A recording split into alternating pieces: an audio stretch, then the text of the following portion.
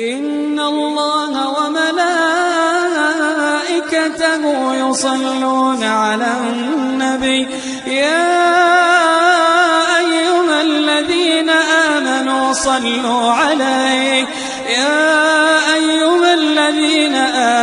صلوا عليه وسلموا تسليما.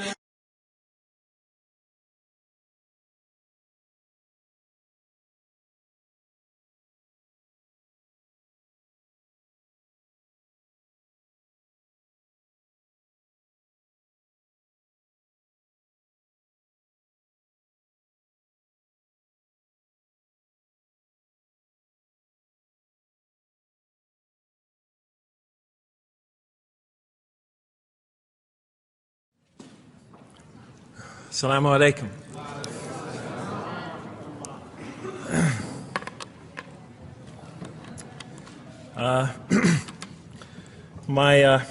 I've come from the University of Kansas. We're playing in the Final Four this very instant. So I want to let you know that you've asked a lot of me today. No, I'm just joking. All right, very briefly, I just want to talk a little bit about what the Quran has to say about the purpose of life. I think this is an extremely important subject, especially for Muslims living in America, because we're sort of a minority, a new religion here, and many people are interested in what we believe. And I think the primary question that people want answered when they first consider another religion is how that religion views the purpose of life, the purpose of of our existence here. And so I'm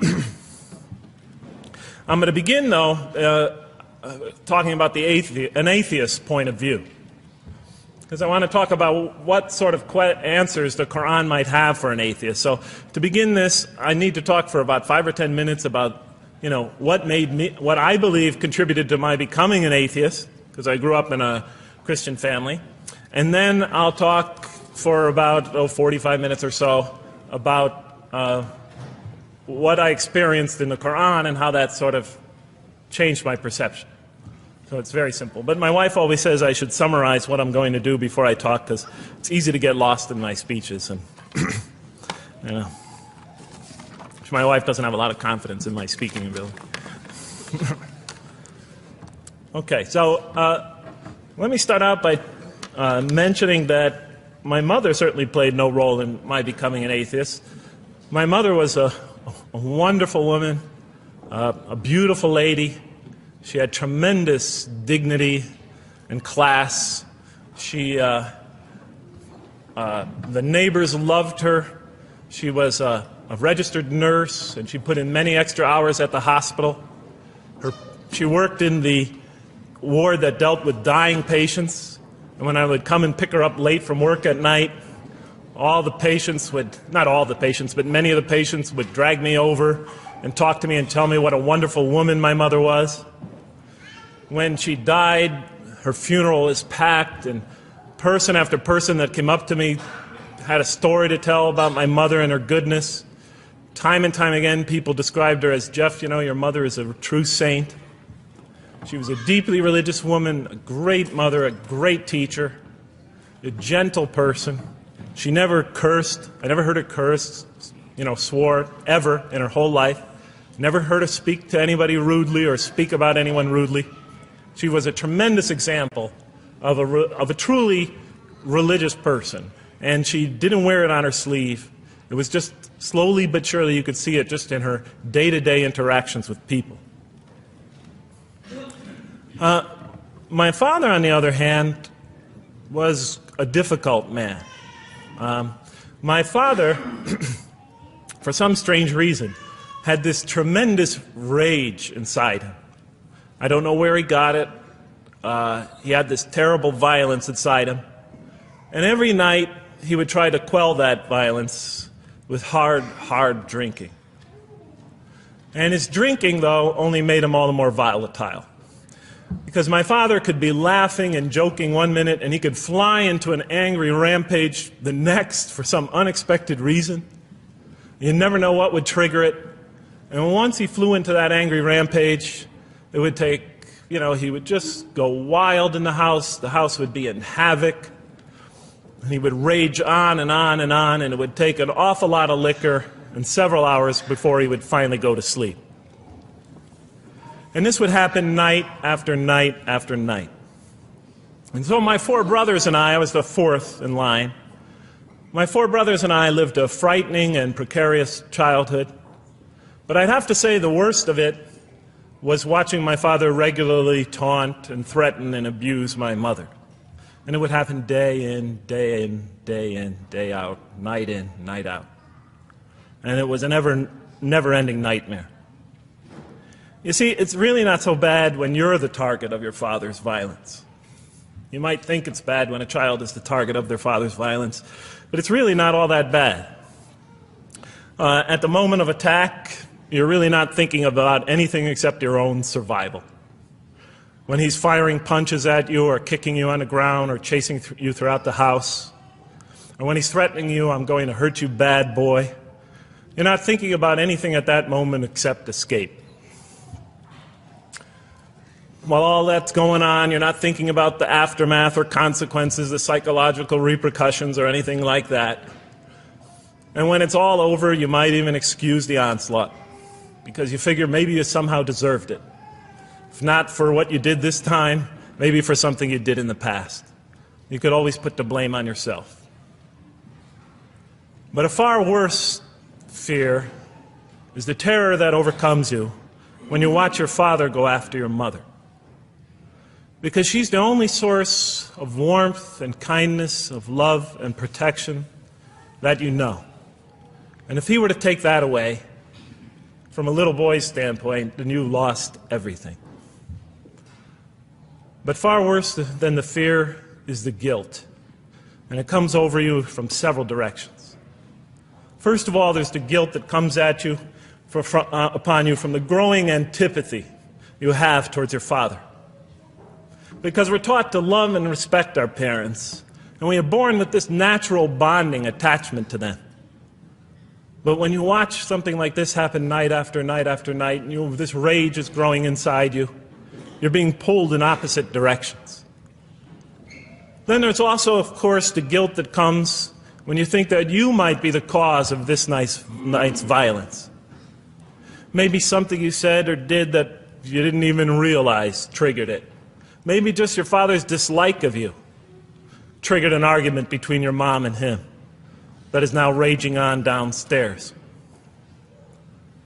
But the worst guilt of all, and it is by far the very worst, is knowing that you did nothing to stop your father from hurting your mother. Because while he raged on against your mother downstairs, you hid in your bed and you trembled underneath the covers. Maybe you whimpered and you cried and you put the pillow on your head. And thus, you traded personal respect for personal safety. And with each such incident, you come to realize with ever greater and greater clarity, you come to realize your own weakness, your own impotence, your own incompetence, your own worthlessness, your own cowardice. And the hate grows and festers inside you, not only for the man that you call father, but for yourself as well. It is a terrible, terrible thing to make a young boy choose between his mother and himself. It is extremely unfair. I noticed that tomorrow there's going to be tomorrow morning, a lecture about spousal abuse given by Dr. Shaheen Rizwan. I hope you'll all attend it. I think it's a very important subject. When I was little, I used to daydream about life without my father. I just wanted the violence to go away. I wanted not to be afraid anymore. I felt like I was trapped in a bad dream and there was no way out. And so I prayed to God again and again and again to remove my father from our lives. But he was always there, and very soon I began to wonder if God really was. I could not fathom why God would subject my mom to such lifelong punishment. could not imagine what great sin she must have committed, or that we, her children, must have committed to deserve my father. I didn't have the maturity to sort out such questions, but I had enough fear and anger to provoke them. I was too young to see the wisdom in allowing my mom, to suffer the violence and abuse of my father. I was too young to understand why God would let innocent children tremble night after night after night in their beds, fearing that they might not see their mother the next morning. I was too young to see how the mercy of God could even extend to my father with all his terrible failings. All I could see in my world was chaos and violence and fear, and so it became easy for me to question the existence of God. And I began to do that at a very early age. I think I'll even say that the turmoil of the 60s and 70s, that's the age when I was a teenager, in the late 60s, early 70s, only reinforced my skepticism. When John and Robert F. Kennedy were assassinated, or Martin Luther King was gunned down, when Vice President Agnew was kicked out of office and Richard Nixon soon after him, when the race riots erupted in city streets like mine, and gang fights erupted in our cities, many of those which I was involved in, when I saw the bizarre and senseless carnage of Vietnam, they all confirmed the lesson that was already ingrained in me and that my father had taught me so well, that the world is dominated by random, consuming, undiscriminating violence. And very soon I began to ask why. Why would God make it that way? Why wouldn't he just pop us into heaven from the first and spare us all this suffering? Why does he let little children in Vietnam get napalmed and run down the street naked on fire when they had done nothing to deserve it? Why does he let the race riots go on? Why does he let the leaders be assassinated? Why does he just let the violence go on and on and on for people who had nothing to do with it? It wasn't of their own making. Why didn't he just make us angels and pop us into heaven if he could make us angels, which I was always taught he could? Why did he make us so susceptible to sin? Why didn't he make us impervious to it, like he made the angels?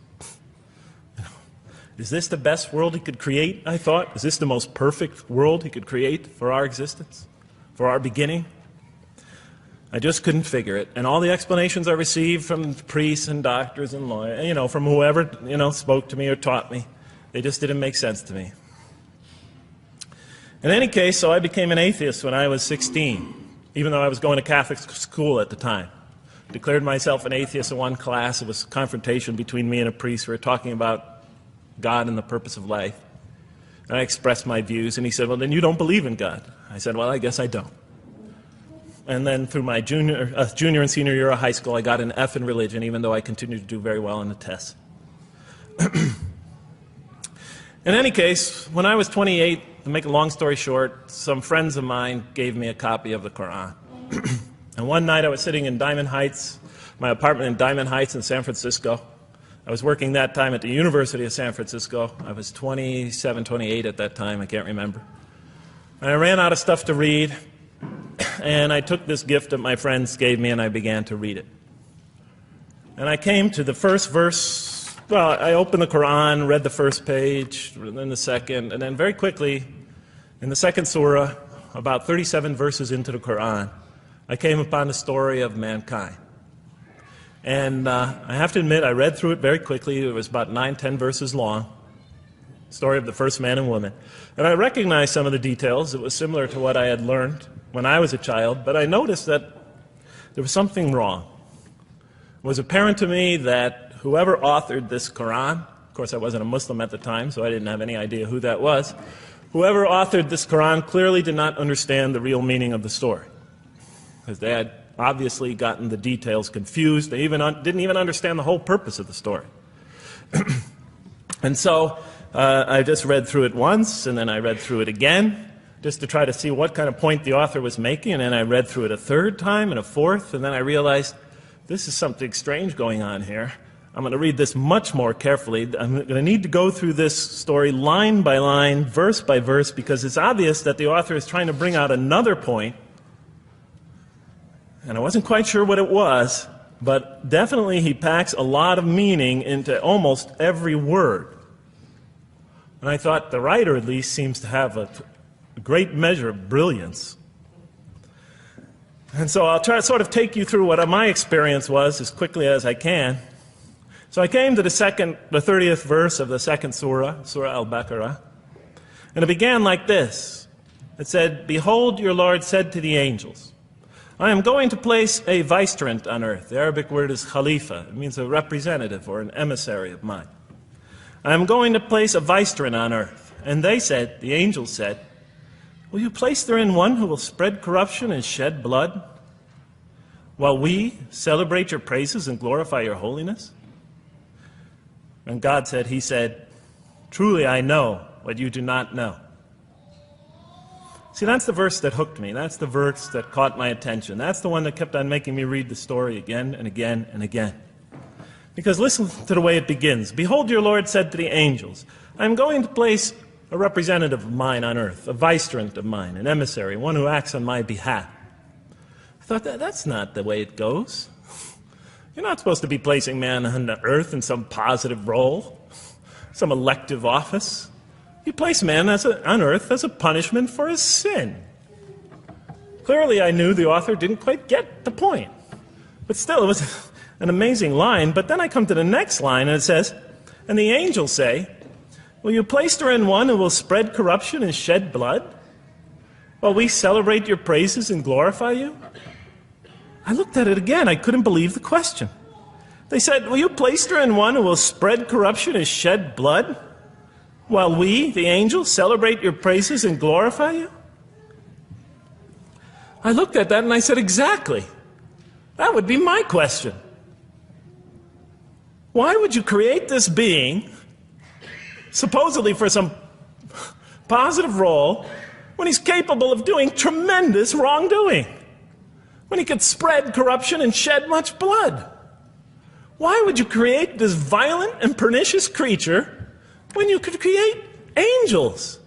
As the angels clearly say, while we, the angels, celebrate your praises and glorify you. They're asking one of the most fundamental questions in the entire history of religion.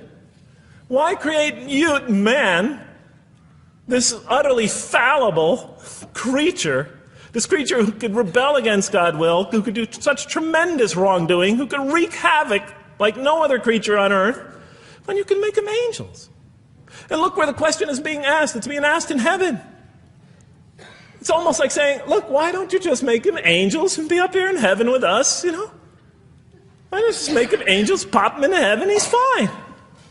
Why would you put him on earth where he could feel distant from you, where he can work out his worst criminal tendencies, act them out, feeling somehow independent and apart from you and free to do whatever he wants, when you could just make them angels and put them into heaven and make them perfectly submissive to your will?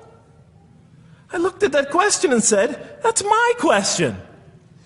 I'm not even a single verse into the story of mankind, and there before me I see my question. That whole question, everything that I ever thought, everything that I ever experienced, everything that I ever knew was in that question. It was as if the author took my life and wanted to pick out exactly the right question to humiliate me, to provoke me, to anger me. Why create man, this most destructive and violent creature, when you could make them angels? And then look at the answer. And he said, God said, "Truly I know what you do not know." You know, in modern parlance, we would say, I know exactly what I'm doing. I read that and said, what? You know what you do not know? You know exactly what you're doing? Well, please inform me. Tell me what you're doing. Because, you know, I'm 28 years old and I haven't figured out it yet. And I have a lot of issues that I'm still dealing with that's connected to this question.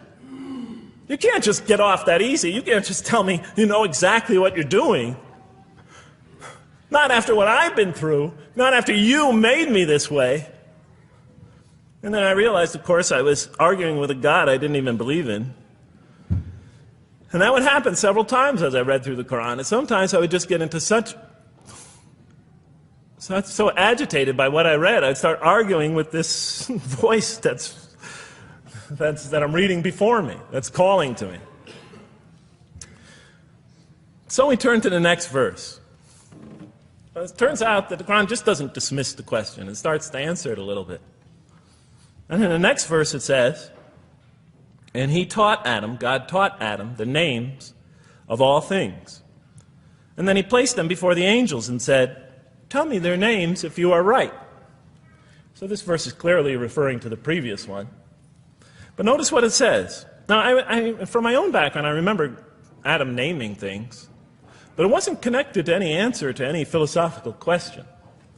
But here, notice what it says. And he taught Adam the names of all things. And I realized already, just from the first verse, you got to read these verses very carefully because it's packed with a lot of symbolism and meaning. And he taught Adam the names of all things. So here we see Adam is not only just a creature who knows how to name things, who's acquiring the gift of language, but he's also a learning creature. God is teaching him. And right here, right in this verse, and it'll come even clearer in the subsequent verses, that the very first thing that the Quran is going to emphasize here is man's intellect. He is a learning creature. He is taught. And what is he taught? What is one of the great intellectual gifts he's given? In response to the angel's question, the gift of language. Because through language, mankind can not only learn, but he could learn things not only through his own experience, but he could learn things that other people have experienced of times and places that are hundreds, thousands of years and miles separated from him. And so that all our knowledge becomes cumulative. Every generation learning from the generation before it. I'm learning today from authors I read from other sides of the world that may have existed 2,000 years ago. And so we all contribute to our collective learning and knowledge. And so what I'll see later in the Quran, when the Quran will emphasize this again and again and again. Like in one verse it says, read in the name of your Lord who created. Created a man out of a tiny creature that clings. Read, it commands the reader. For your Lord is most bountiful. Why is he most bountiful? What great gift did he give you? For he taught man the use of the pen. And through it taught him what he otherwise could not know. And time again, the Quran will call upon man to use his intellectual faculties and swear by his intellectual faculties. And to use them correctly because they play a fundamental role in guiding him to truth. I never came upon a scripture that puts so much emphasis on the correct use of our intellectual faculties, on the harnessing of reason, in helping us attain to faith. And he taught Adam the names of all things. And then he placed them before the angels and said, tell me their names if you are right. Okay, you have this you have this natural question about this creation of mankind. Here, this mankind is this human being, this human creature is a learning creature. He has many intellectual gifts. Here, I'm going to place these things before you. Tell me their names if you are right about man. And what did the angels say? In the next verse they say, glory to you. We have no knowledge except what you have taught us. In truth, it is you who are knowing, the wise. They say this task, this intellectual test that's put before them is beyond their grasp. Notice what they emphasize. We have no knowledge. This would take knowledge. This would take an intellect that they don't possess. In truth, it is you who are knowing, the wise. You got it. It's easy for you. You're the knowing, the wise. You have knowledge. You have wisdom. But this would take knowledge and wisdom that is beyond us. And so in the next verse we read, and he said, "O Adam, tell them their names." And when he had told them their names, notice how it's just like it's nothing for him. For mankind, he has this phenomenal ability. And when he had told them their names, as if it's just a triviality for man, he names them. "O Adam, tell them their names." And when he had told them their names, God said, "Did I not tell you that I know what is unseen in the heavens and the earth? And I know what you reveal and conceal?" And he's clearly going back to the angel's question. Yes, you have these natural concerns about the creation of mankind. Yes, he could do these evil things. But look at this tremendous intellect he has. This is something you have overlooked, that you haven't considered. And that's clearly the point of these verses. Even though I felt that the author didn't quite, it was as if I realized that he didn't misunderstand the story, He was taking one of the great stories in the history of humankind, one of the fundamental greatest stories in the history of mankind, and molding it and using it as a vehicle for an entirely original message. And God said, "Did I not tell you that I know what is unseen in the heavens and the earth? And I know what you reveal and what you conceal?" In other words, didn't I tell you I know exactly what I'm doing? And then in the next, and did I not tell you that I know what you reveal and conceal? I looked at that. What question did what did they reveal and what did they conceal? What did their question reveal and conceal? I thought about it for a minute. Oh, it's obvious. What did their question reveal? You just go back and look at the question. It revealed the sinful and sinister propensities of man. I mean, it's obvious, right? Why are you all looking at me like that? You're starting to scare me. You're all looking very serious. Am I losing you? Wow. Okay. So, they revealed the sinister and evil propensities of man. But what did their question conceal? And all you have to do is think about it for a minute. Human beings, yes, they could do evil. Yes, they could do wrong. Yes, they could create misery. But they could also do exactly the opposite. They could choose to do evil. They could choose to do tremendous good. They could choose to do tremendous violence. They could choose to show tremendous compassion. They could choose to live by falsehood. They could choose to live by the greatest truths. They could be terribly ugly. They could be terribly beautiful. And up until that point in my life, I, like the angels, that only saw one side of the coin. And for the first time, when I read that verse, believe it or not, it was an eye-opener for me. I had always been obsessed with the evil potentials of human beings. When I read that verse, I realized that, and I had a great example right in front of me with my own mom, I realized that I had been blinded by only one side of human nature. So we go on to the next verse. "And behold, we said to the angels, bow down to Adam, and they bowed down. But not so Iblis." Iblis is like the father of Satan. Satan's, satanic beings, forces, creatures, existences. "He refused and was arrogant. He was of those who reject faith." An interesting statement. "And behold, we said to the angels, bow down to Adam. And they bowed down." Bowing down could symbolize two things. Bowing down could symbolize the superiority or potential superiority of one being over another, and so they bowed down to them. Bowing down could also mean that they serve that creature in some respect. Of course, the Quran says that all beings serve God, all created beings serve God. But this verse seems to be indicating, and the rest of the Quran will make it clear, that these angelic beings, these angelic entities, will serve the development of mankind. We'll even see later that the satanic beings serve the development of mankind. Both forces, angelic and satanic, will serve the development of mankind. Because one will present man with a choice to do the most altruistic things. The other will simultaneously try to influence man in the opposite direction. And so human beings will be moral creatures, and will have to make moral decisions. And it's in those moral decisions that they will grow spiritually and morally as human beings. And they'll take that into the next life. And the angelic and the satanic forces will be catalysts for those moral choices that they make. They will heighten the human being's awareness of the rightfulness and the wrongfulness of the choice he's about to make. And the self, the soul, the nafs, as they say in Arabic, will have to make the ultimate choice between good and evil. And that choice, that test will come again and again and again as human beings either grow or decline. And those tests will come again and again and again to try to help him towards his spiritual evolution, to bring him back. But that choice is ultimately ours. But I'm getting ahead of myself.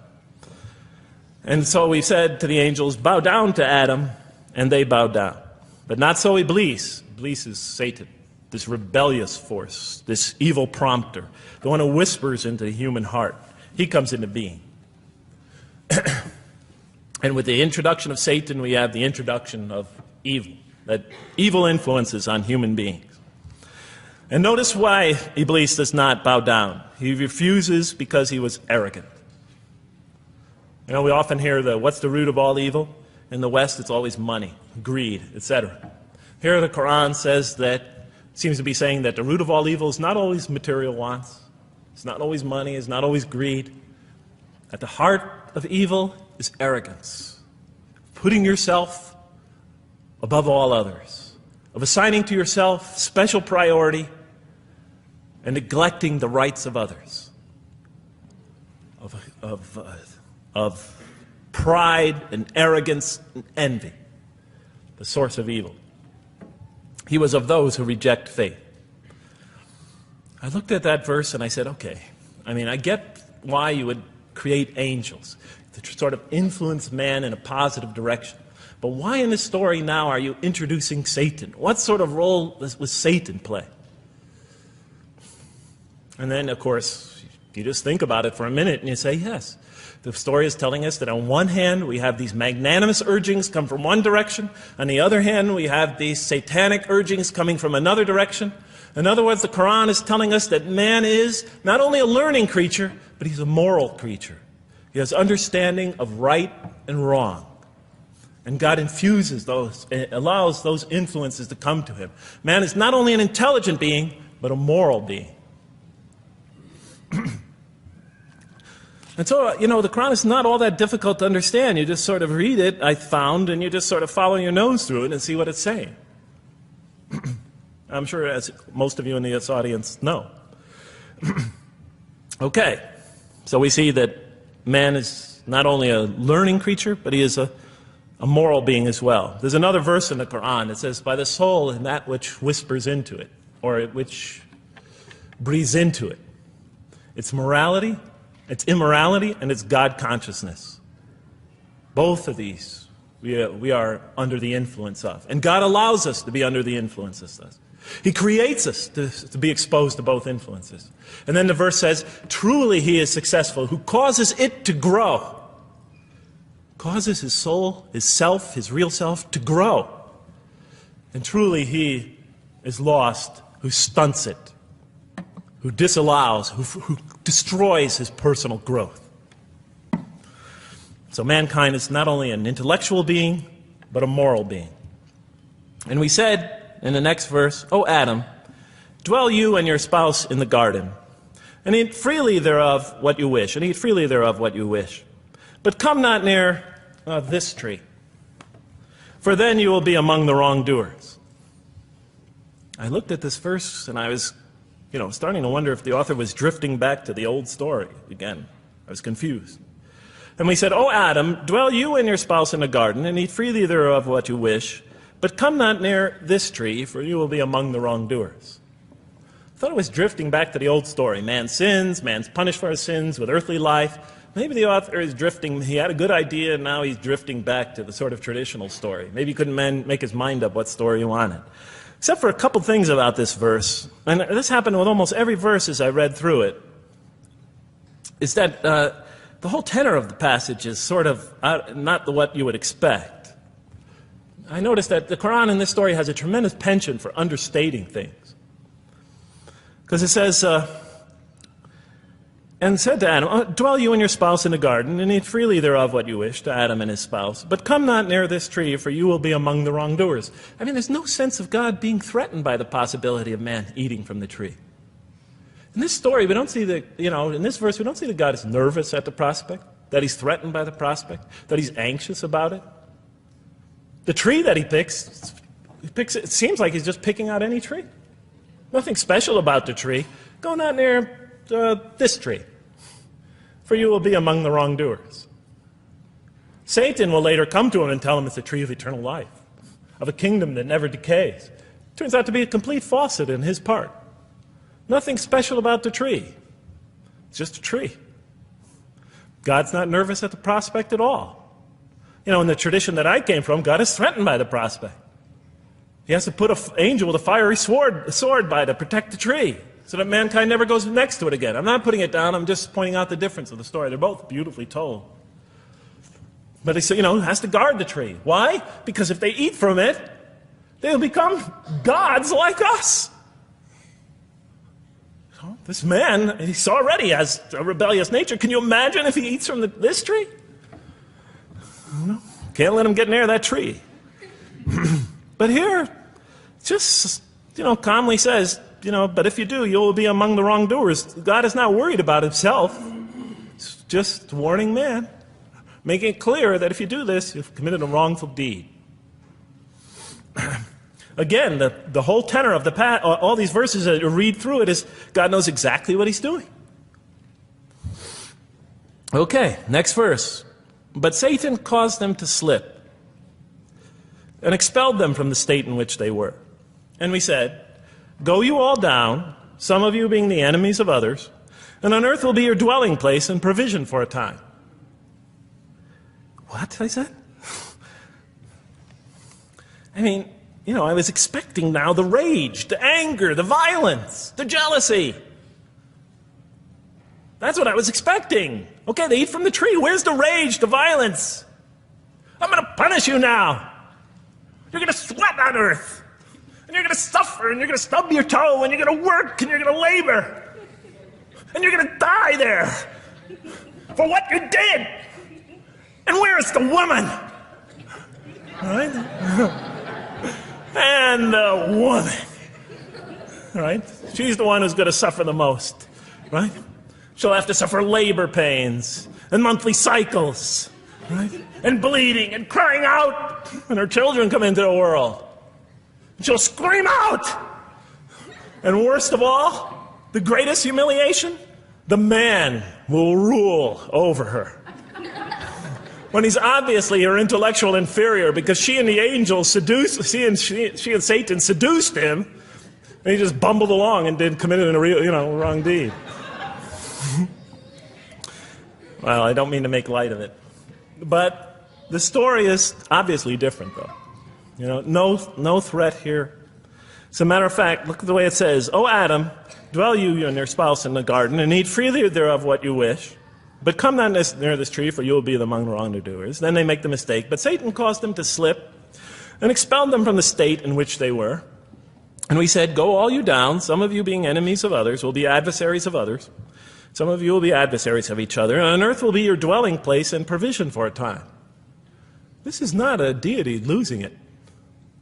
If you look at it, on earth will be your dwelling place and provision for a time. That's not the words of a God that has got lost, that is really extremely upset. On earth will be your dwelling place and provision for a time. When I walked into the hotel today, and they said, and it's this nice one up here, I don't know the name, I can't remember the name of it, but it has a continental breakfast. And they said, your room will be room 111, and there's a continental breakfast in the morning. I didn't say, I didn't think they were mad at me. Because he said, you're going to sleep here, and this is going to be your provision in the morning. Oh, thank you. But notice something else about this verse. When you read these verses for the first time, I don't know, maybe I'm nuts, and many people think I am. But when you read these verses for the first time, this is just so much that catches your attention. But Satan caused them to slip. I remember, I couldn't get that verse those words out of my head. Satan caused them to slip. To slip? The greatest sin in the history of the human race, and it's called a slip? In my culture, slip means, you just momentarily, for a fraction of a second, you lose your focus. It's not a big deal. My Uncle Bob used to always say to me, Jeff, I'm sorry I'm 5 minutes late, I slipped up. The understanding is it's no big deal. It's just a slip. That's what we say when we make a minor mistake. I slipped up. Don't worry about it. Never happen again. A slip, I said? Momentary loss of focus? The greatest sin in the history of humanity? Why we're all here? Why we're all suffering? Why we experience death? A slip? I didn't believe it. I went to my Arabian friends at that time. I didn't know any Arabic. They came to this verse. We went through it line by line. I said, now don't change any words. Just read them one at a time. But Satan made them, and I said, okay, this one right here. What does it mean? Tell me what that means. They looked at it, it says, slip. Slip. and expelled them from the state in which they were. A slip, I thought? But then maybe I was trying to force the traditional understanding, the traditional interpretation. Maybe it was just a slip. I mean, after all, they didn't commit murder. They didn't commit robbery, rape, pillaging, assault. They ate a couple of pieces of fruit. Well, it's not the greatest sin in the history of humanity by any means. And then the next verse says, and then they were expelled from the state in which they were. Well, what state were they? Let's see now. Let's go back from where we started. First, mankind is being taught. We see he's an intellectual being. Then we show he's a moral being. Moral being means he's a being that's going to have to make choices. And then God gives him this choice. It's not a huge deal. It's not the gravest sin in the history of humanity by any means. It's minor by any standards. They make it, though. We see that God originally intended to put man on earth as his vicegerent. We see a period of preparation where he's being prepared intellectually, where he's growing as a moral creature. When does God finally put him on earth? What signals that he's ready to begin? He makes his first independent choice. It's not the worst deed in the history of humanity. It's minor on anybody's scale, but it shows that mankind is ready to act on his own, to be his own, to make his own choices, that God has empowered him to make choices, and he's ready to make them and carry them out, and see them most often to their expected ends, if God wills. And that seems to be the only real significance of it. But I thought, maybe I'm getting this wrong. Maybe God just blows off into an angry rampage the next verse. So I look at the next one and it says, and then Adam received words from his Lord. And God turned to him mercifully, for he's oft returning, ever merciful. Well, if I had any doubts up till now that God is not enraged by what this has happened, that God hasn't prepared mankind for this choice, for what was eventually going to happen, that all this was preparation for mankind to begin his earthly sojourn in this famous allegory. If I had any doubts before now, I had them, certainly didn't have them after reading this verse. Because the verse is entirely consoling, reaching and merciful, reaching out to mankind in mercy. Mankind goes to earth. He's obviously afraid. He obviously feels remorse. He's in an unfamiliar environment. And what does God do? He turns to him. He turns to him. In Arabic, the word has the meaning of like a father turning towards an infant or a child or somebody, or a parent, a mother turning towards her child. And he turns to him mercifully, and for God is oft returning, ever merciful. And Adam receives words from his Lord. What kind of words?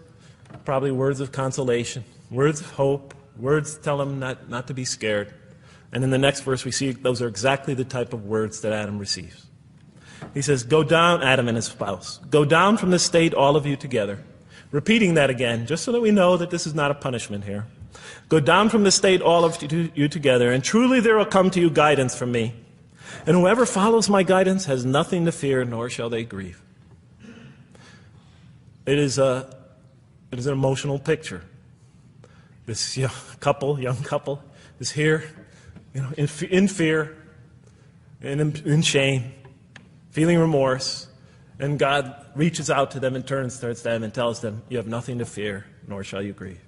I know this is tough for you, but you've been prepared for it up till now, through your entire existence. It had to happen. This is a necessary stage in your development, in your growth, but just hang in there, follow my guidance, be true to me and I'll be true to you, I'll guide you, I'll help you, I'll do whatever you need. Just follow my guidance and you have nothing to fear, nor shall you grieve. Okay.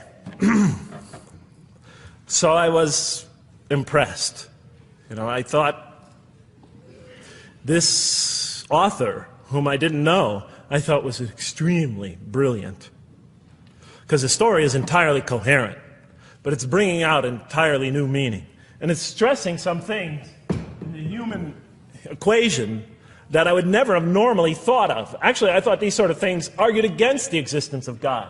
Here, the author was using them to say, look at these. These play a fundamental role in the purpose of life. What? Intellect. Human beings have intellect. Right. In response to the angel's question, They are moral creatures. And they are subjected to evil and angelic promptings. And they have to choose between them again and again and again throughout their existence. And their growth, which the Quran talks about frequently, is going to depend on that. We're here to grow, as we will see. But it emphasizes choice. Human beings are creatures of choice. It also emphasizes suffering. Suffering. Man, that's pretty nice writing. It also emphasizes suffering. Human beings are going to suffer here on earth. That's the first thing that the story mentions. Spread corruption and shed blood? Havoc, suffering, pain? Yes, these three things play essential roles somehow, the story is saying, in our development on earth, in our very purpose of our development. These are the three things we've always had the most trouble grappling with, all theologies have. Why give us intellect? If it leads us often to challenge in our minds the existence of God, if we can't reconcile the existence of God with our minds, with our reason, why give us choice if we can choose to do wrong? Just make us angels. Why let us suffer so on earth? Just pop us into heaven. And here the Quran is telling that these play essential roles in our attaining of faith. Not only these, of course, it also mentions guidance, God's forgiveness, revelation, etc., angelic forces, satanic temptation. It mentions all these other things as well. But these three essentially really caught my attention. I never expected that these three things would be emphasized. And so as I read through the Quran, I looked, anytime I saw anything that seemed to relate to this, I would write down notes and underline it. You know, and I would walk up and down in San Francisco with my pen as I'm walking, because I like to walk about 7 miles every day, and I'd be underlining. My friends would always say, "Jeff, what book are you reading?" And I would lie to them, and I'd tell them, "Oh, it's a great novel or something." You know, I didn't want them to know that I was reading the Quran. I think they thought I was going nuts. But in any case, so very quickly, I was wondering, does the Quran really emphasize reason? Does it really emphasize choice? Does it really emphasize suffering? How much more time do I have, Madam Speaker? 35? 25, okay. I'll do the best I can. So let me just try to indicate to you, as I read through the Quran, and I'll try to get through this quickly, because you guys look tired. And I know you're interested to find out how that basketball game is turning out. Let's see, does the Quran really emphasize reason as essential to human growth, to this experience we're having on earth, to our very purpose? And the answer is definitely yes. So much so that even Western Orientalists, people who wrote against the Quran, said that this is a major feature of the Quran, a feature that you cannot miss. Henri Lemens, writing in the early part of this century, one of the famous Orientalists, you know, who wrote very much against Muslims, hoping to unseat them from their religious belief. He wrote, "The Quran," and this is his quote, "is not far from considering unbelief as an infirmity of the human mind." Unbelief is, he thought, and he was saying it mockingly, is like, you know, you can't think straight. You're not using your mind right, as my father used to say. Maxime Rodinson wrote at length about the rationalistic approach of the Quran to faith. And this rational tone of the Quran is one of its most salient features, beyond doubt. I'll just give you a few quotations. One of its fundamental themes is that people ignore or reject God's signs and corrupt religion precisely because they do not use their reason. And the Quran will say that again and again and again. The Quran says about the disbelievers, they refuse to reason and are a people who do not reason. I have 7 such quotes in the Quran. The Quran will say, "Will you not reason?" It mentions that 14 times to the reader. God reveals signs and lessons and admonitions so that, and this is a quote from the Quran, perhaps you will finally use your reason. There are 8 such statements in the Quran. From the Quran's viewpoint, reason and faith are allies, just as illogic and false belief are allies. And it clearly sets the conflict along these lines. It says the right way has henceforth become clear from error. Those who benefit most from the Quran are persons of insight. 16 such statements in the Quran. Firmly rooted in knowledge, 8 such statements. Use their reason, 10 such statements. Stand on clear evidence and proof, 7 such statements.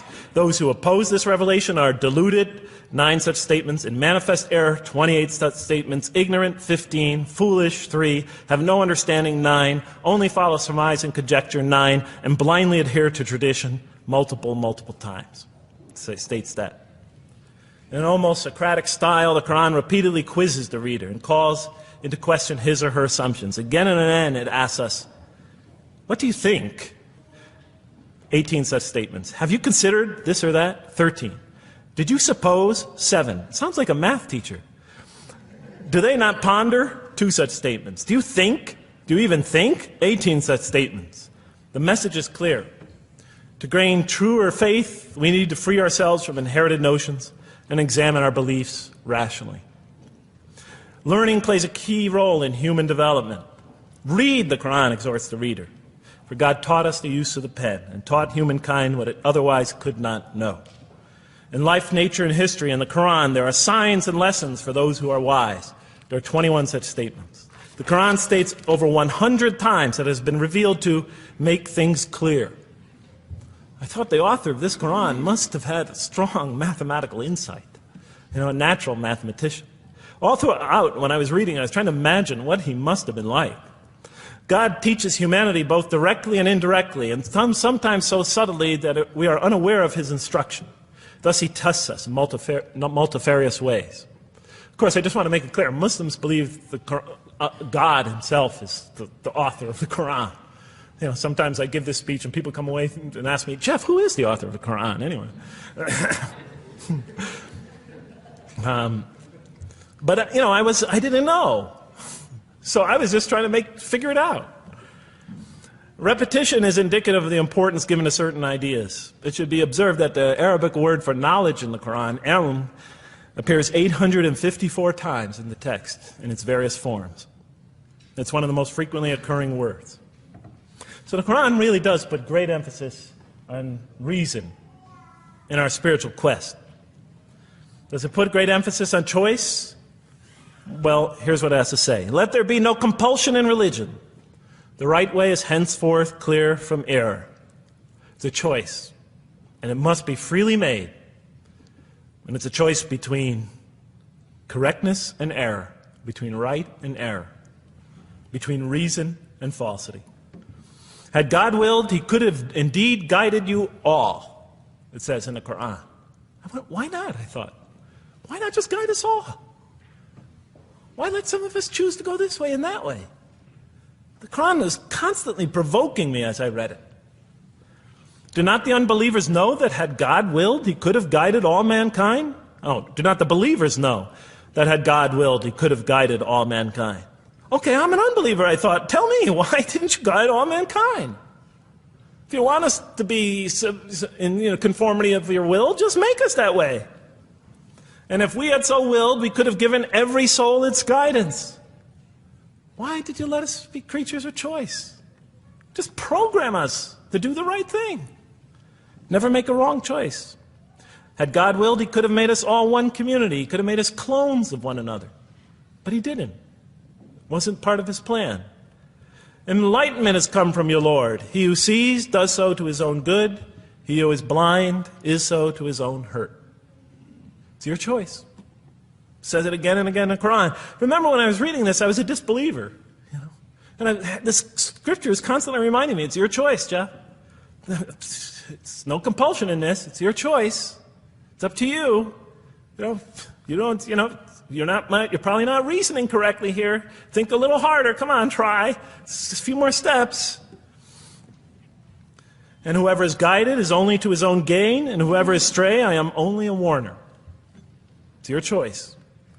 We have revealed to you the book with the truth for mankind. He who lets himself be guided does so as for his own good. He who goes astray, it's to his own hurt. It's his choice.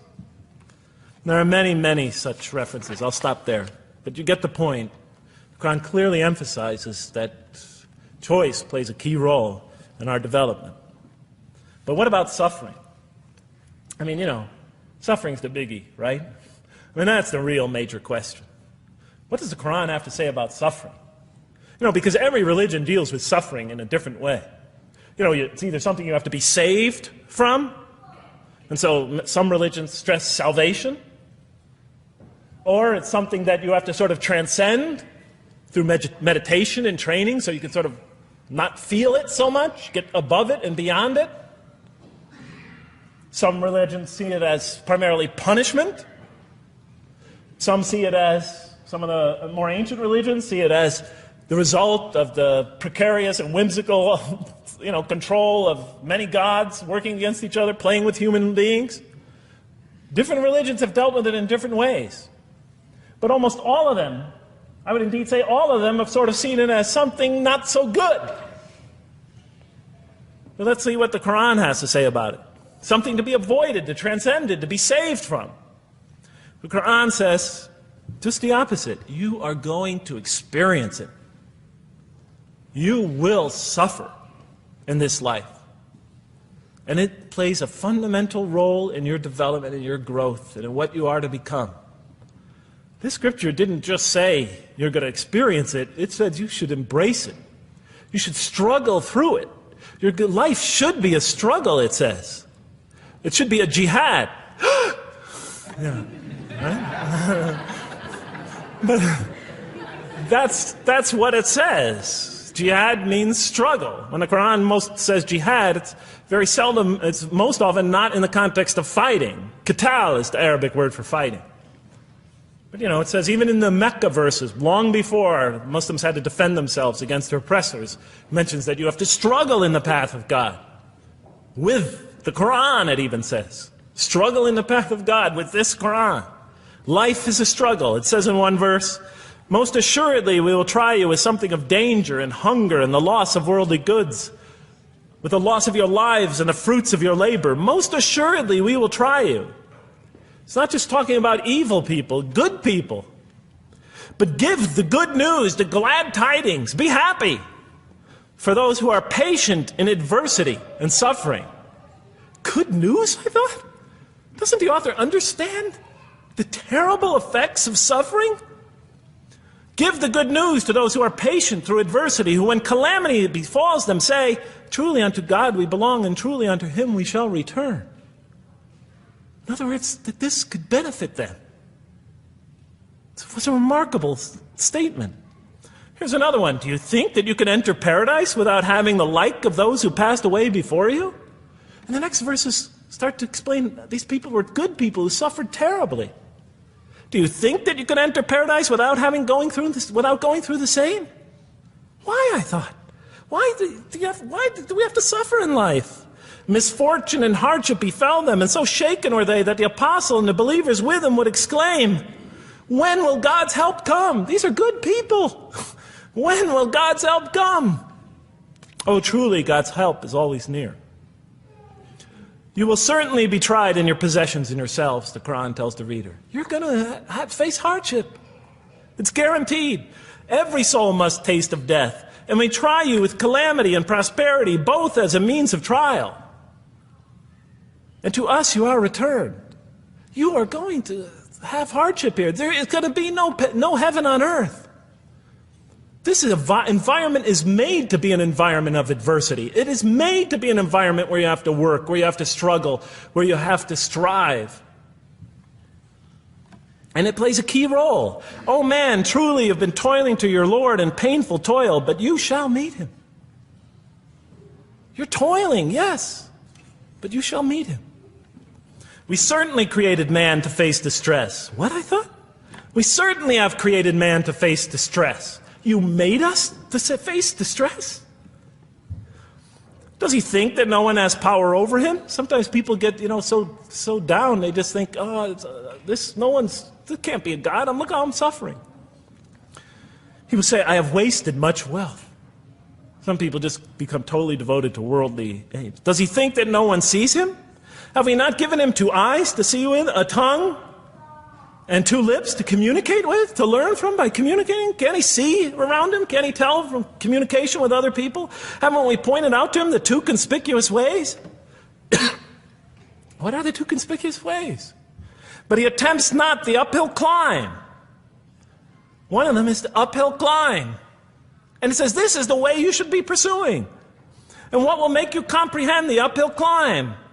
It is to free a slave, or to feed in a day of hunger, an orphan nearly related, or the poor one lying in the dust. Then he or she is of those who believe, and exhorts one another to patience, and exhorts one another to mercy. You have not attained to faith until you struggle the uphill climb.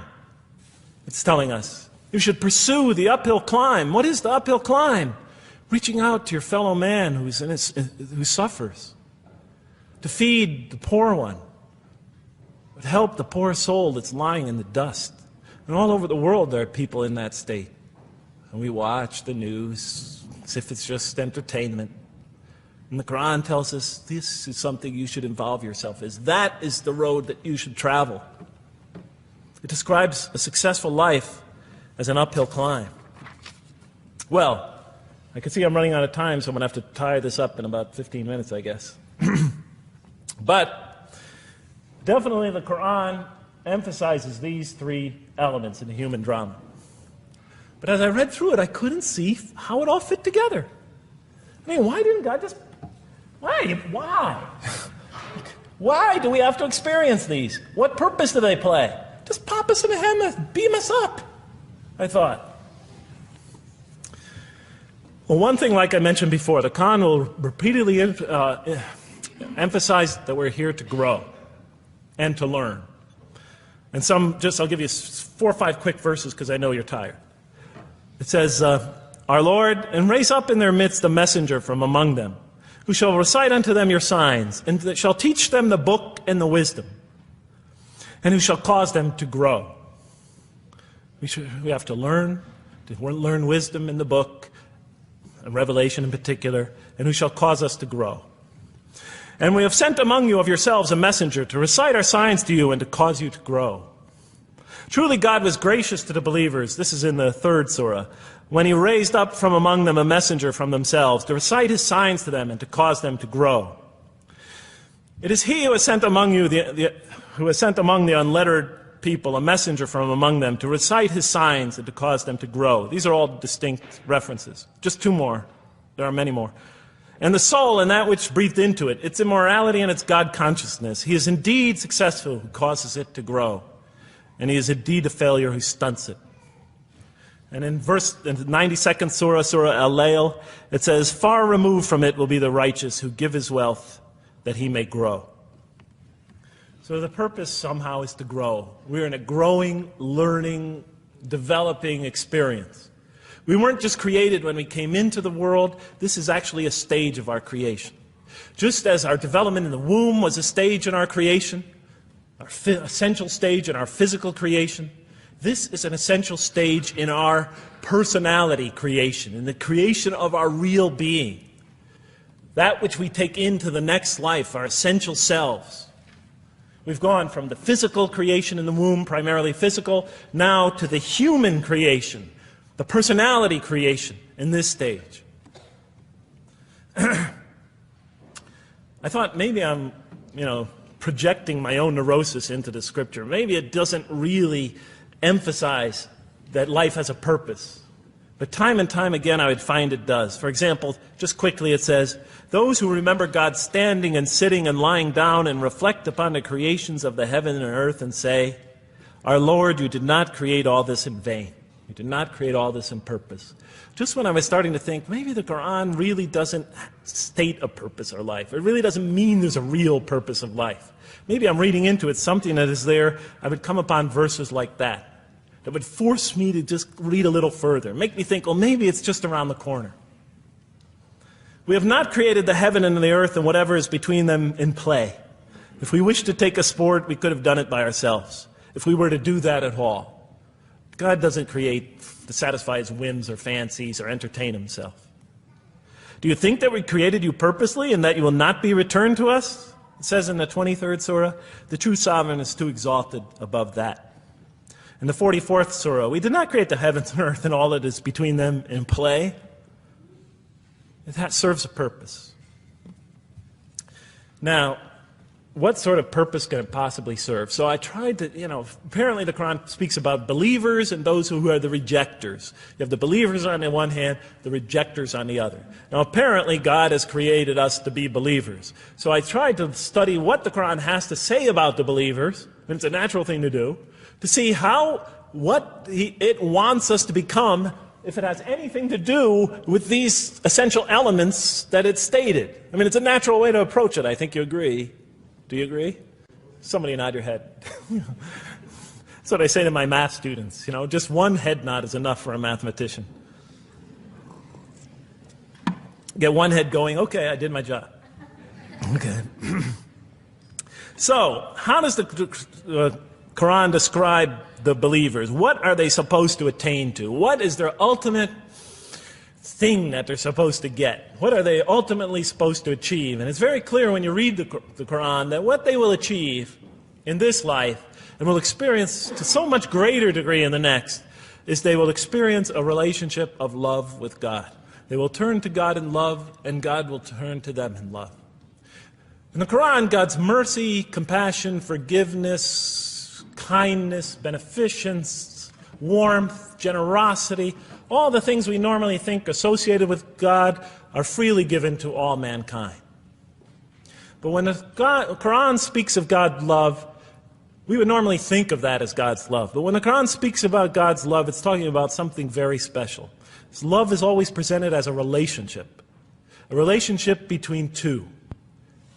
If we do not turn to God in love, then we just receive His mercy, forgiveness, kindness, beneficence, warmth, generosity, all those wonderful nurturing things, His nurturing, and we reject it. And so we never really experience that love, because we never really turn to it and open ourselves up to it. It is always there for us, but unless we enter into that relationship, that love, that give and take, that relationship of love never develops. We reject it, and that's what the word kafir means. It means to reject, to turn your back, to ignore, to throw a gift that someone gives you behind your back. And so the Quran tells us that the believers will experience this sublime relationship of love. It says, "Yet there are men who take others besides God as equal, loving them as they should love God. But those who believe love God more ardently. Say, if you love God, follow me, and God will love you and forgive you your faults, for God is the forgiving, the merciful. O you believe, if any from among you should turn back from his faith, then God will assuredly bring a people He loves and who loves Him." And throughout the Quran, I'll mention time and time again that God loves the believer. God loves this type of person. God loves that type of person, and so forth and so on. So it's quite, and I'm trying to pick the speed up here, so you'll have to excuse me for that. But it is apparent from the Quran that one of the purposes of creation, maybe the essential purpose of the creation, is to produce from this subset of humanity that will freely enter a relationship of love with God. They will not only experience the beauty of other relationships in their lives, but this love that they will experience with God is the sublime experience that they will enjoy. Not only in this life, but infinitely greater in the next, when all the distractions, all the masks are stripped away. Okay, I thought. You created us to love you, for us to turn to you in love and to experience your love, to receive and experience your love. But why do you need these? Just pop us into heaven, love us, and make us love you. Program us to love you. You'll make my dog love me. Do the same sort of thing. I kept on coming back to the same issue. Just do it. Okay. Still couldn't see it, and I was almost through the Quran, and I thought either I'm dumb or this scripture just never really got to it. Okay, so I didn't give up.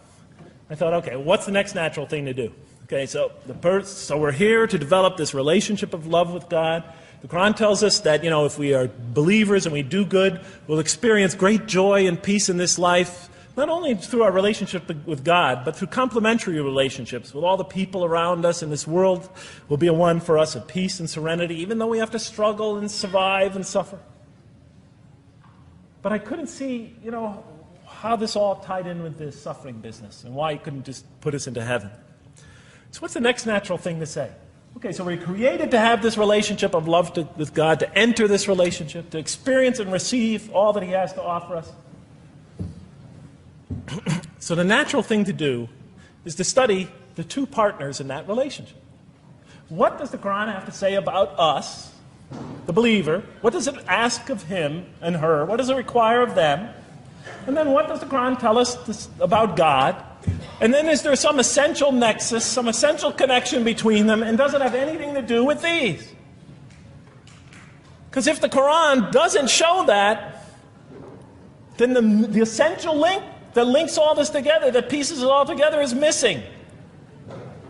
And as I thought to myself, whoever this author is, and by now I knew he had fantastic genius, even though he came from the primitive confines of the most backward, most uncivilized sector of humanity, of people that had no literary history, really, to speak of, no great works of literature, no scriptures that preceded him, even though he came from the desert of culture,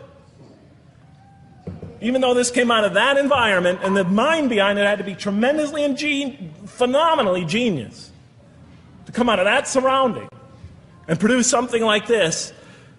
If that essential link was missing, I knew that, he was great, but, and extremely great. But, what do you expect? How could anybody answer those questions? Nobody in the history of humanity has been able to answer them. Okay, so I thought, first I'll see what the Quran has to say about the believers. What does it require of them? Then what it has to say about God, and see if there's some essential link. Are you following me? You're giving me the note. Get off the stage. Okay, I'll do my best. It's a deep subject. We're almost done. Bear with me a few more minutes. I'm sorry, really. I know Siraj Wahaj, when he gives these sort of speeches, he always says, okay, I'm finishing up now. And then 10 minutes later he says, you thought I was telling you to... I won't say that, but just give me a few more minutes. Bear with me. Okay, quickly. What does the Quran ask of the believers? From the Quran's many exhortations and its descriptions of acts and types of individuals loved by God, it's not difficult to compose a partial list of things that the Quran wants us to do, which it calls good deeds, time and time again. To believe in God, to have faith in God, to have a relationship with God, and to do good.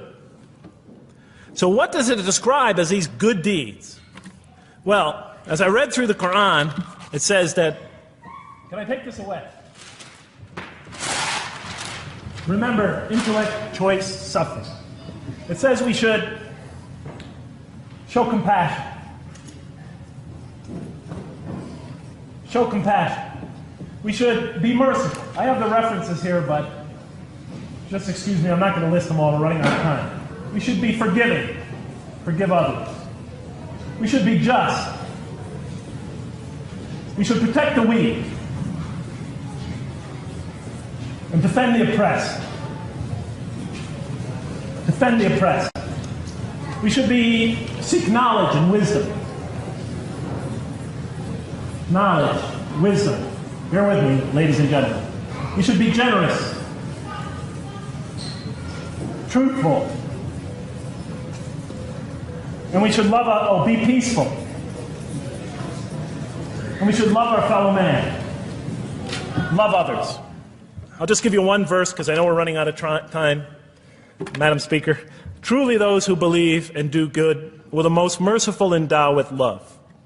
And to this end we have made this scripture easy to understand in your own tongue, so that you might convey a glad tiding to the God-conscious and warn those given to contention. To this end we have made this easy to understand, so that we'll learn to love others. Okay, that's all I'll say about that. I would like to say a lot more, but I don't have time. Now, what does the Quran tell us about God? You have to realize I'm just about through with the Quran here, my first time reading it.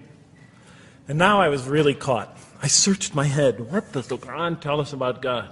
It tells us nothing could be compared to him. That he's outside anything that we may compare to. That our definitions do not encompass him. That our reason cannot comprehend him. That he is transcendent and we are finite. That he is immortal, he is he transcends time and space, and we are bound by it. That he is immortal, we are mortal. He is uncorporeal, we are corporeal. That we have no way of comparing ourselves to him. Nothing could be compared to him. I thought, oh my God, I'm so close and yet so far. Because I'll never understand the essential link between us and God and why these three things fit into place. Because the Quran tells us that we could never really quite understand God. Or at least that's the way I thought. And so I put down the Quran when I had finished it. And much to my dismay, I was honestly disappointed because I thought the author made a brilliant try. But he never quite made it. And so I was sitting in front of, about 3-4 weeks later, I was sitting in Diamond Heights in my apartment watching a football game, I think it was. And you know, sometimes things just slip into your minds when you least expect them. And I'm sitting there watching it, and all of a sudden into my mind came a thought. And I said, wait a minute. The Quran does tell us so much about God. It tells us again and again and again, but somehow I just missed it. Just skimmed over it every single time. Because if you turn to almost any page, if you turn to the beginning of any surah, you could see time and time again essential information about God that I just thought was sort of a literary device, something to make it just sound more beautiful. Because if you turn to the beginning of any surah, you'll see the words Bismillahir Rahmanir Rahim, in the name of God, the most merciful, the most compassionate. If you read almost any passage, long passage, when you come to the end of it, it's punctuated by dual attributive statements like God is the merciful, the compassionate, God is the forgiving, the gentle, God is the kind, the protector, God is the generous, the truthful, God is, and so forth and so on. There are tens of thousands of such references in the statements in the Quran.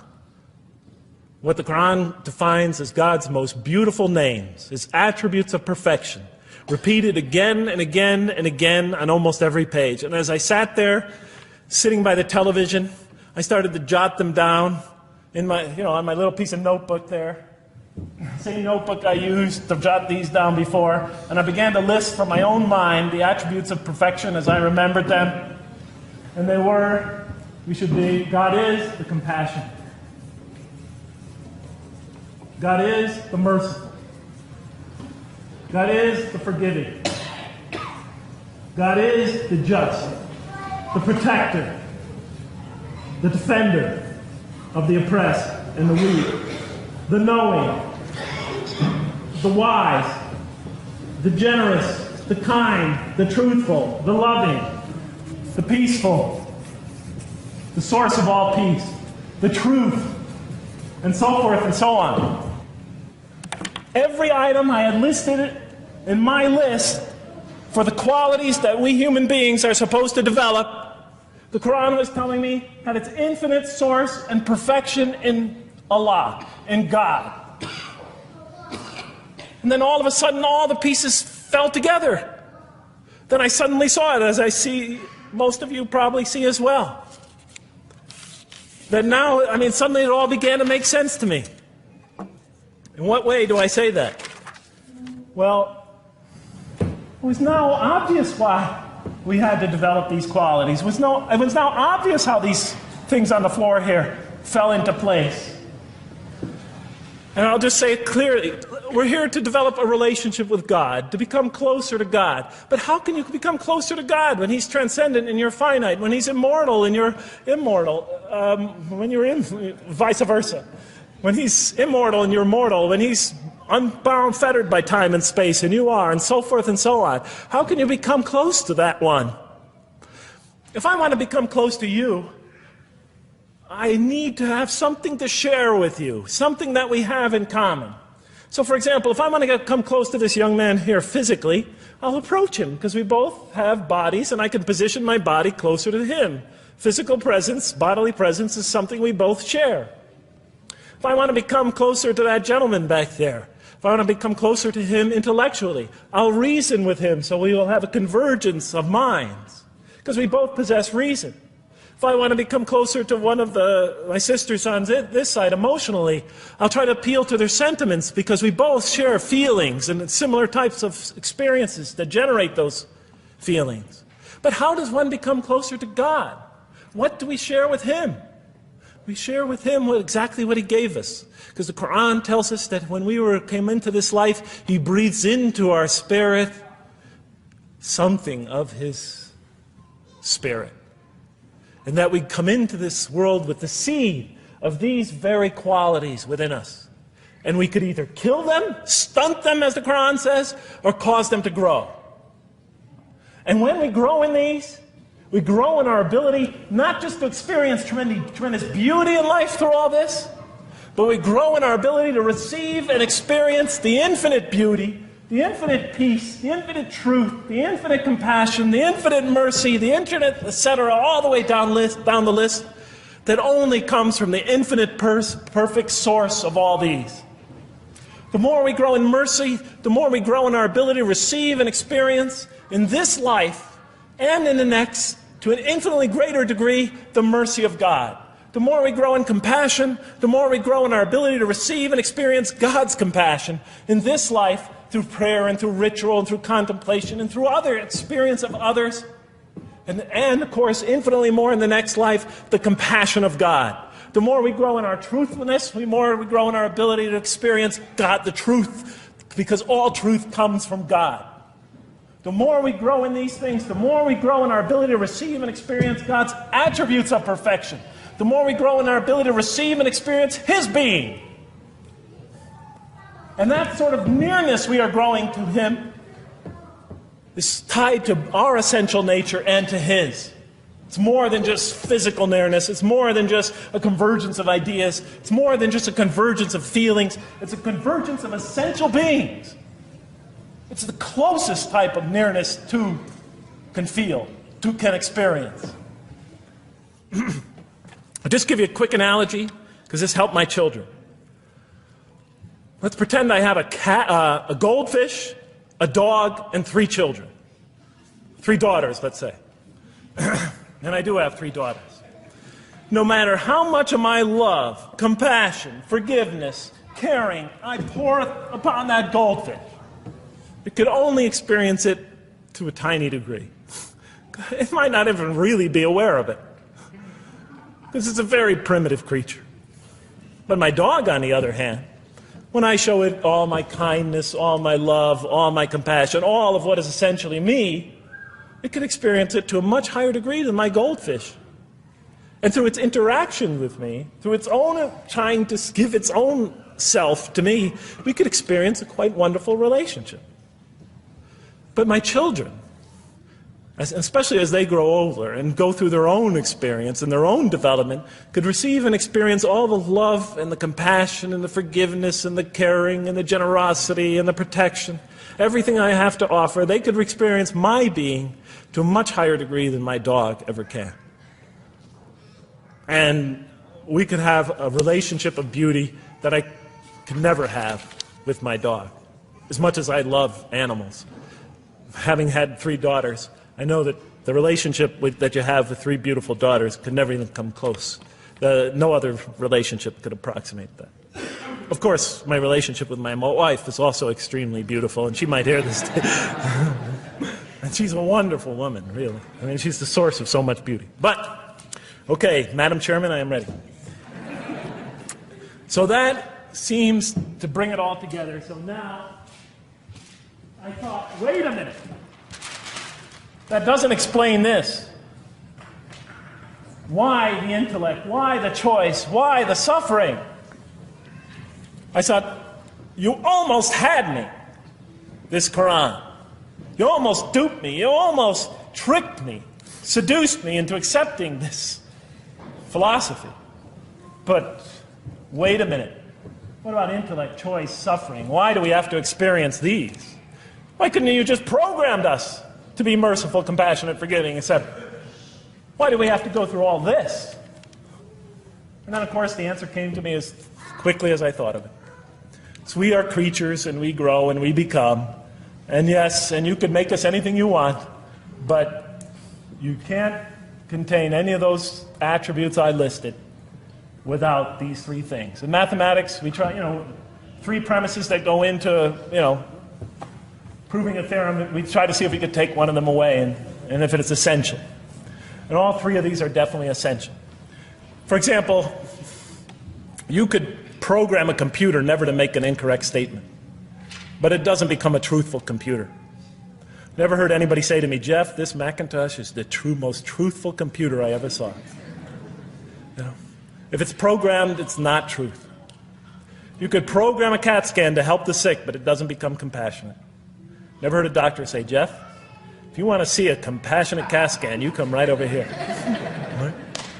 Because all those things, compassion, forgiveness, truth, caring, love, all are born out of choice, suffering, and reason.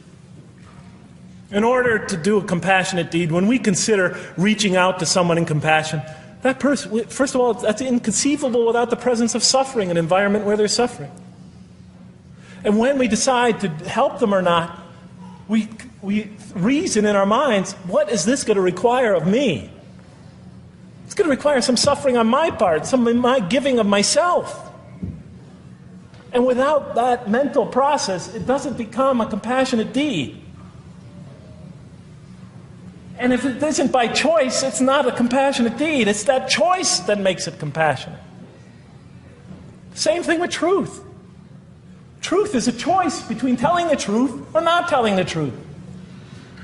Oftentimes we tell it when we're at risk to our own personal loss. The more suffering that might come out of that choice, the greater is the truth behind it. The greater the act of truthfulness. And all the time we have to weigh the consequences of that choice. If I tell the truth there, my teacher's going to give me an F. If I don't tell the truth, I might get an A. We weigh it in our mind. Last example, the famous wedding vow. Do you take this woman to be your wife in sickness and in health, for richer or for poorer, until death do you part? What are they asking us? Do you knowingly make this choice, understanding full well what's at stake here? That it might involve richness, but poverty, health, or sickness, that suffering's going to be involved until death. Once a young lady told me, you never really loved me. Because when the growing got tough, when things got hard, when we hit rock bottom, when my life fell apart, you just got up and left. And she was right. And she understood full well that that's what love is all about. It is through giving and suffering together and hanging in there with each other and not bailing out and persevering through suffering, making that choice and knowing what you're doing. All those three things are essential. So it's very easy to see why the Quran stresses these. For in order for us to grow in these, I dropped it, we have to have these. And that's why it's very easy to see, ladies and gentlemen, why the Quran, 30 seconds, Madam Chairman, why the Quran talks about sin as self-destruction. The Quran says when we sin, we commit, the Arabic word is dhulm, or zum, however dialect you have. Dhulm against ourselves. We oppress, we destroy ourselves. Because when we don't grow in these, when we grow in the very opposite of these, we are literally destroying ourselves. When we grow into the things that are antithetical to these, we are destroying our natures and will not allow ourselves to receive and experience the beauty that could be in store for us this life and the next. It's like coming into this world and developing in the womb none of the physical things you need to experience comfort and joy and peace and happiness on a physical level in this life. It's as if you're coming into this life and you've destroyed yourself physically somehow in the womb, and you came into it and you had nothing to protect you from the cold, from the heat, from the harshness of the elements, from germs, from disease, nothing to protect you, nothing to satisfy, give you the ability to satisfy your thirst or your hunger, nothing for you to experience any physical comfort. This is all that matters as we go into the next life. If we don't develop these through our relationship with God, our very purpose of our being, then we will experience terrible suffering in this life, worse than if we came into this life in a physical state that didn't avail us of any of the comfort of this life. And so it'll be worse than fire. It'll be worse than endless fire. It'll be worse than the worst hell we could possibly imagine. So the Quran tells us, that yes, when it talks about heaven and hell, it's used very powerful symbolic language, but what it essentially is telling us is imagine the greatest joy and wonder and peace and serenity you could ever experience, and that's what's open to you on the one end. But on the other end, imagine the most terrible suffering that you could possibly bring on yourself, and you could also do that to yourself as well. It'll be worse than anything you could have ever imagined. And the Quran tells us that God says on the Day of Judgment, I did not harm you in the least. You destroyed yourselves. And it could say that in total objective truth. And that's why the Quran, well, I think I'll leave it at that because Madam Speaker is about to shoot me. I still have other things to talk about, but I want to find out how that basketball game is going. So thank you so much for listening to me for so long.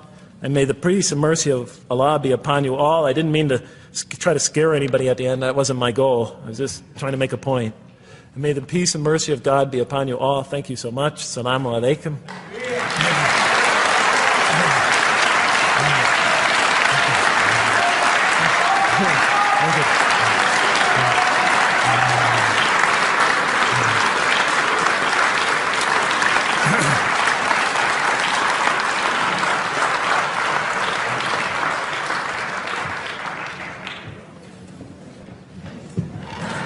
All right, we'd like to thank Dr. Lang for that very heartfelt, very long presentation. I have a few things to say before you all leave, so just be patient with me for a second.